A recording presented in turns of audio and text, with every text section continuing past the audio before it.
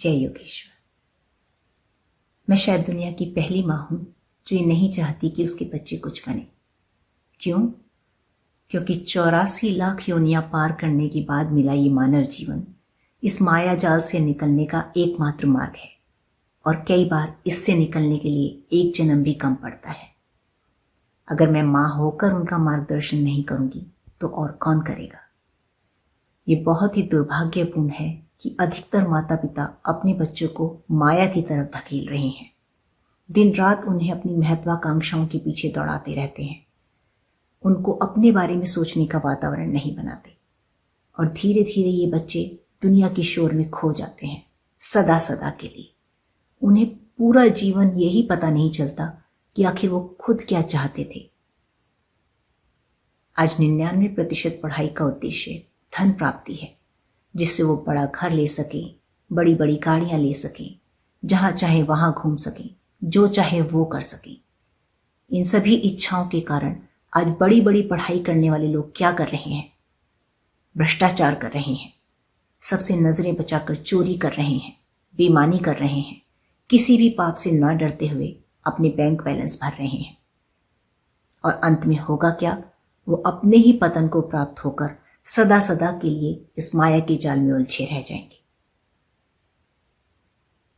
जो शत्रु और मित्र, क्या भला है, क्या बुरा है, क्या सच है, क्या झूठ है, क्या क्षणिक है, क्या शाश्वत है, क्या सुख का कारण है और क्या दुख का कारण है, यही जानने में सहायक न बने, ऐसी शिक्षा का क्या लाभ है? ये सारी शिक्षा इसी शरीर के साथ नष्ट हो जाएगी और जीवात्मा एक बार फिर खाली हाथ लौट जाएगी और पुनर्जन्म लेकर फिर अपनी यात्रा जीरो से शुरू करेगी। और ये अनंत चक्र यूं ही चलता रहेगा तब तक जब तक जीव अपने उद्धार के लिए, परम सिद्धि के लिए स्वयं प्रयत्न नहीं करता। उसके लिए ये यात्रा और कोई नहीं कर सकता। और भविष्य में यदि उन्हें कोई मार्गदर्शन करने वाला नहीं मिला तो वो सदा सदा के लिए इस माया के जाल में उलझे रहेंगे।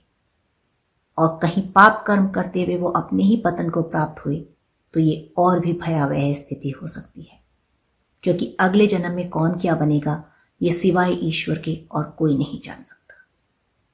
इसलिए जागिए और अपने बच्चों के लिए विद्या का यानी आत्मज्ञान की शिक्षा का प्रबंध कीजिए, वही उनका मार्गदर्शन करेगी। जब जीवात्मा को पृथ्वी पर जन्म लेने का आदेश आता है तो उसे बड़ा कष्ट होता है कि हे प्रभु, फिर अंधेरे कुएं में। वो ईश्वर से प्रार्थना करता है कि काश ये उसका आखिरी जन्म हो।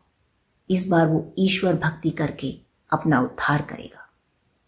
लेकिन जन्म होते ही माया के प्रभाव से वो अपना वचन और ईश्वर के साथ अपने संबंध को फिर से भूल जाता है और फिर माया के जाल में उलझ जाता है। लेकिन मैंने अपना ये वचन नहीं भूला है।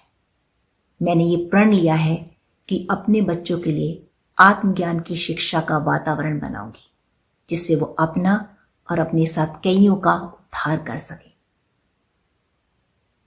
आशा है आप मेरी बात पर विचार करेंगे। यदि एक व्यक्ति भी मेरी बातों को सुनकर उन पर अमल कर पाया तो मैं अपने आप को सफल मानूंगी।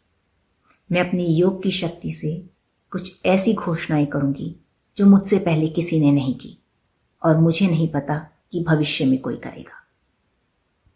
आज के लिए बस इतना ही। अपना ध्यान रखिए, सुखी रहिए, स्वस्थ रहिए। जय योगेश्वर, जय श्री कृष्ण।